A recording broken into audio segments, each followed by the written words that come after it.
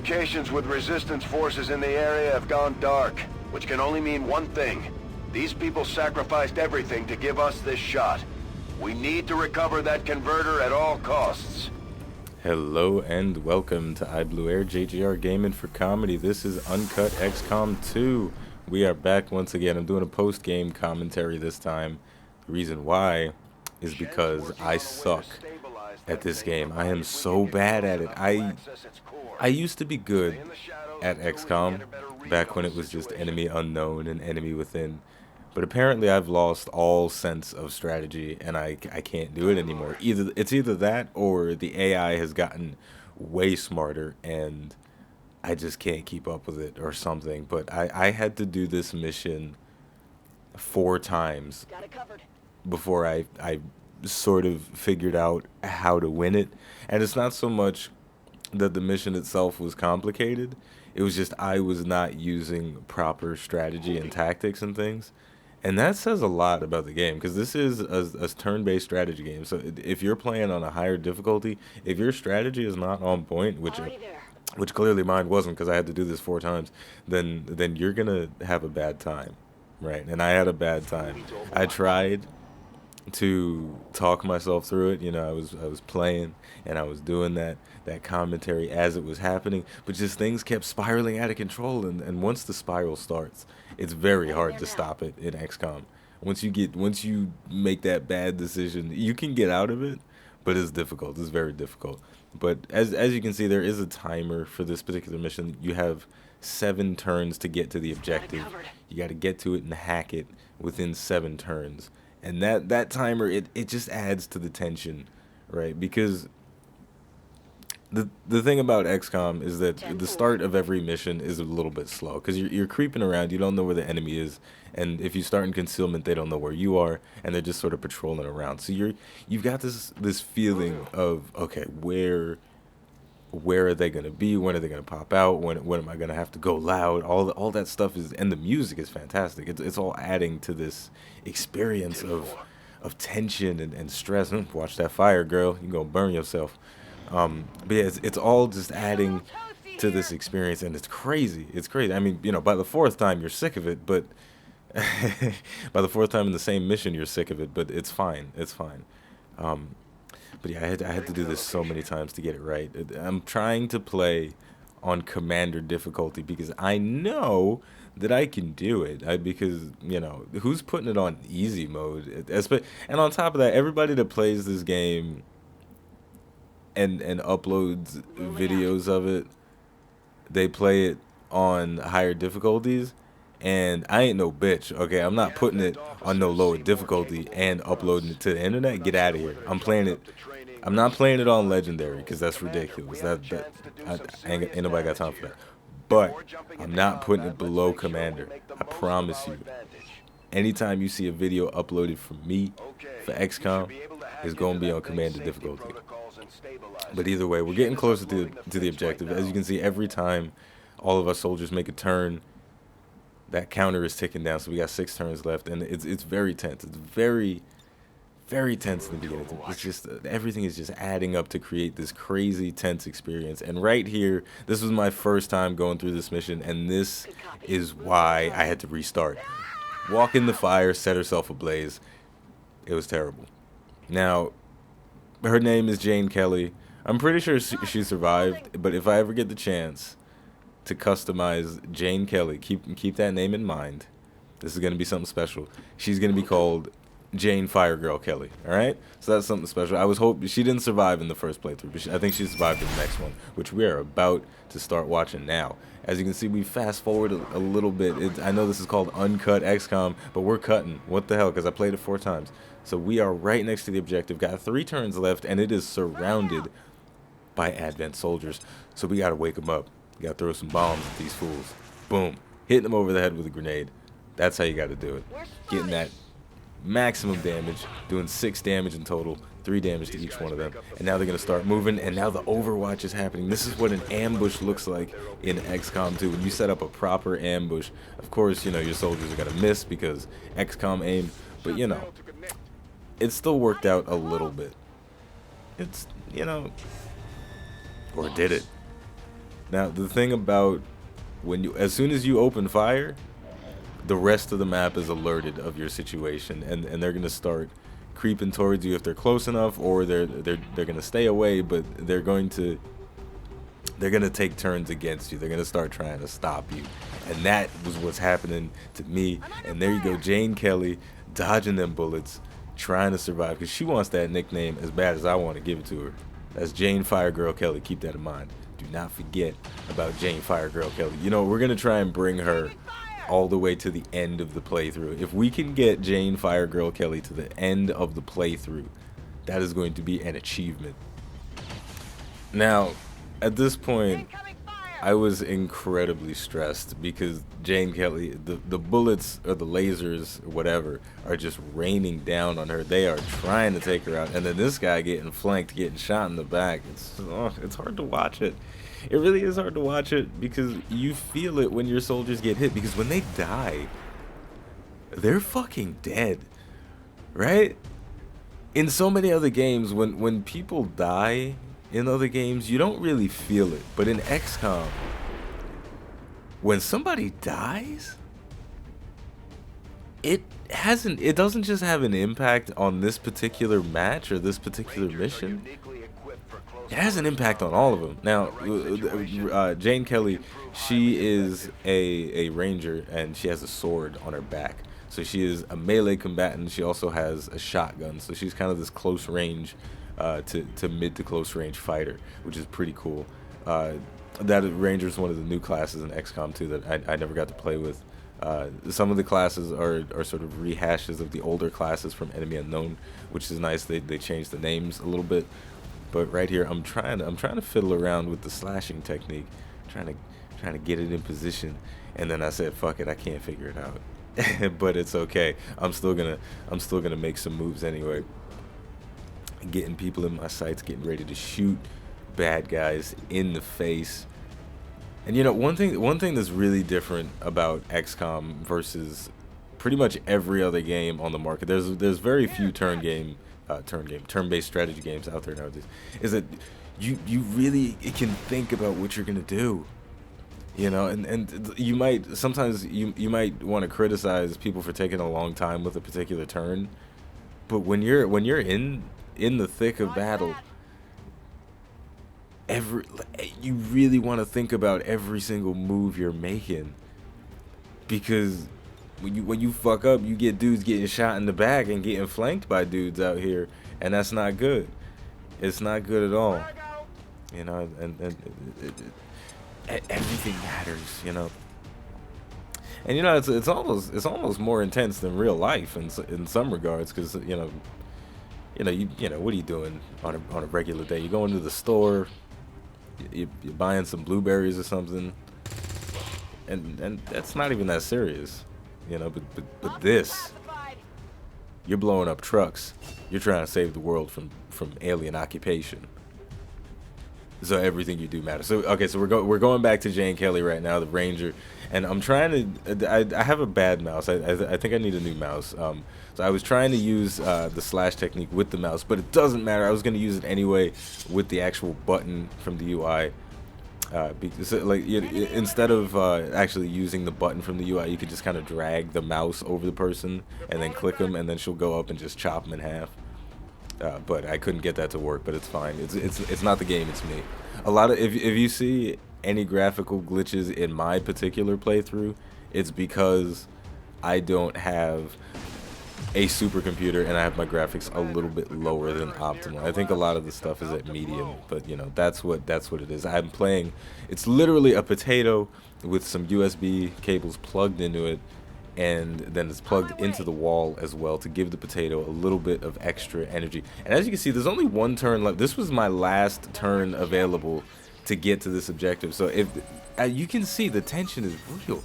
If I was messing around, then I wouldn't have been able to get to the objective. Now what I'm doing right now, excuse me. What I'm doing right now is I'm hacking the objective. That's something you can do Uh, it's a thing that you do all throughout the game. It's not just for objectives. And when you hack something, there's pros and cons. You have the option to try and get some bonuses in it, but I only have a 1% chance to get a bonus. I'm just 1% is 0%. That's crazy. But anyway, at this point, we've just got to clear out the rest of the baddies on the map, the rest of those Advent soldiers. And at this point, I'm feeling confident. I still have that dude that's like seriously wounded. He's only got 1 health left, and I don't want anybody to die. You never want your soldiers to die. So I'm playing cautious. I'm putting people on Overwatch, moving up little by little, trying to make the best out of it. This is the 4th time I ran through this, or the 5th, I can't remember, but it was a lot. And this guy, ugh, get him out of here. Get him out of here. I'm talking a little bit over the actual in-game voiceover right now, but Dr. Tigan is telling us that that is the new variation on the original sectoid, right? The sectoids in XCOM Enemy Unknown were just these little aliens that would, you know, kind of crawl around. They were something like 3 feet tall or whatever, and they weren't scary at all. They were just little guys. They had 3 health, and you see them, and it's like, oh, it's a sectoid. Boom, shoot it in the face. But the new sectoid, it's been infused with human DNA, and it's very scary when you see them. They're not they don't they're really in the early game, they're one of the smarter soldiers on the map. They're one of the smarter enemies on the battlefield. Every time I've seen a sectoid, boom, shot that guy in the face. Forget the sectoids, bodies are dropping. But whenever I've seen a sectoid in my plays so far, I've done, I think, 3 missions so far. They've always gone for full cover positions, and they always use their psionic abilities. They do have a plasma type gun to shoot people with, but they tend to go for those cerebral, psionic, psychic plays before they start shooting people and dropping bodies. So it's just an interesting dynamic, and we're gonna see that in a minute. You know, as soon as I finish dropping my own bodies, taking people out. That was my boy Brian Arnold, Captain America, right there. When we get to nickname him, if he survives long enough, he's gonna be Brian Arnold, a.k.a. Captain America, right there. So we got Jane Kelly, Fire Girl Jane Kelly, and Brian Arnold, Captain America. All right, so those are going to be the nicknames. I'm really excited to start actually customizing my soldiers. I don't tend to change their names too much. There's a lot of customization in the game. I usually keep their names the same and try and sort of build stories around their existing names and their existing backgrounds and stuff like that, and based off what happens to them in the field. As opposed to, but you know, there's gonna be a couple that I'm gonna change the names. I'm gonna get real deep into the customization. But for right now, we got my boy Brian Arnold, Captain America. We got Jane Kelly, the Fire Girl, running into that fire. I didn't run her in the fire in this playthrough though. In this 4th attempt or 5th attempt at beating this ridiculously difficult first real mission. Oh my goodness! Here we go, throwing them grenades in the wrong place. That was actually a misclick on my part. So be careful with where you throw your grenades, because that could have gone so bad. I could have potentially blown up the objective and just ruined everything. I would have cried. I probably would have just stopped altogether if I had blown up my own objective, because there is friendly fire. I don't know if there's friendly fire on objectives as well. There probably is, but I got lucky, is what I'm saying. I misclicked and I got lucky. Now, there's a lot of stuff going on. There's a reanimated corpse and there's a sectoid.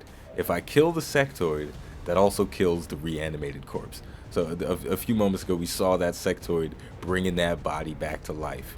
And that is a very potent ability.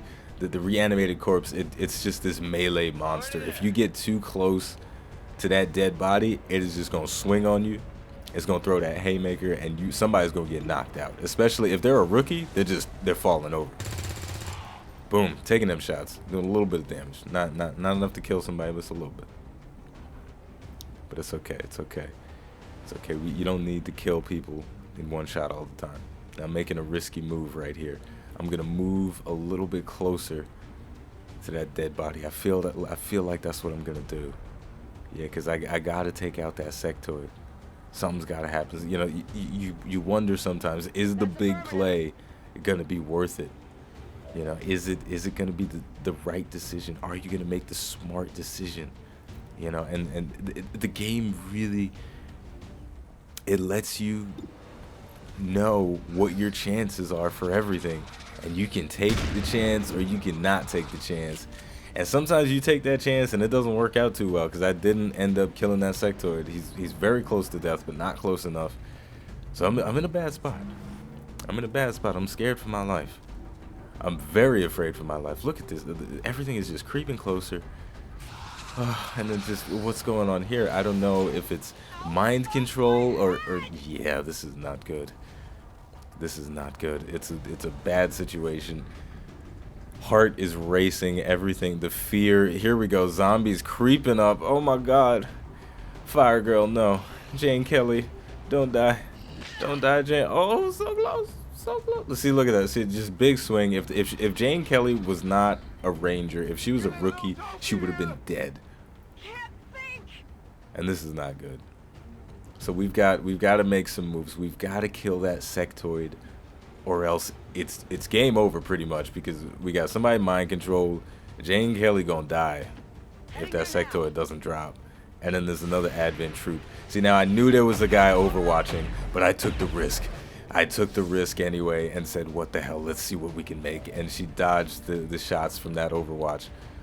You know, you can believe if you want to that I forgot that he was in Overwatch and I made a mistake, but I'm telling you right now, I knew he was in Overwatch, but I believed in Jane Kelly. Right? That's what I believed in. So anyway, we're gonna try and finish this off in style with a bang. We're gonna try not to lose any troops, because once again, losing troops is a bad thing. That sector is about to get it. That's what I'm talking about. You can't mess that up. No longer a threat. So as you can see, now that the sectoid has been killed, the mind control is gone, and that reanimated corpse is falling to the ground. Everything's just working out for me now. It's great. You know, it's so, when things start going well, they really start going well, until you start missing again, and then you feel like things are going horribly again. But you know, when things go well in XCOM, you really feel like you've made good decisions, as opposed to how you feel on a regular basis about your personal life. When you're playing XCOM, you make those good decisions, you feel the good decisions. And there we go, Brian Arnold finishing off that advent trooper. And I believe that was the last soldier on the map. Status confirmed. Mission accomplished. Yeah, there we go. Central coming in with the call, saying we did a good job. We got an excellent rating. Nobody died this time. But yeah, it's everything matters in XCOM. Everything you do matters. And hopefully I will get to the point when I start to realize that every decision I make is important to the outcome of the match, and I will stop dicking around and just making ridiculous plays and running through fire, right? So eventually I'm going to get the hang of it, and I'm going to start doing the commentary as I play the game. You know, and some, you know, I'll do a mix of both, because I actually do enjoy doing a little bit of post-game commentary. I hope you enjoy it as well. And I think we're sort of getting to the end of the video. Things are sort of closing out, and we are in a cleverly disguised loading screen right now. But it's nice, you know. It feels more games should do this with their loading screens, because it feels like I'm traveling. It feels like I'm traveling, even though the game is just loading in the background. You know, it says, you know, I'm flying and I'm going back to the base. Now, the last thing we're gonna see before things close out completely, of course, is when you return from a mission. The Sky Ranger is coming in for a landing. Boom. Soldiers are walking off. But guess what? Two of these guys are gravely wounded, so they stumbling. They stumbling a little bit. Jane Kelly, Fire Girl, she messed up. And my other guy, I don't remember his name, but he's struggling as well. He's wounded. Jane, get up now. Get up now. There you go. But anyway, so the mission's over. You know, you get a bunch of loot at the end of it. You know, a bunch of items that you get to use for various things. Some of those things progress the story and whatnot. You can research and all that. But we'll get into that at another time. You know, but for now, we got a quick cutscene to check out. Why are you all just standing around? It's perfect. Come on. Let's get it inside.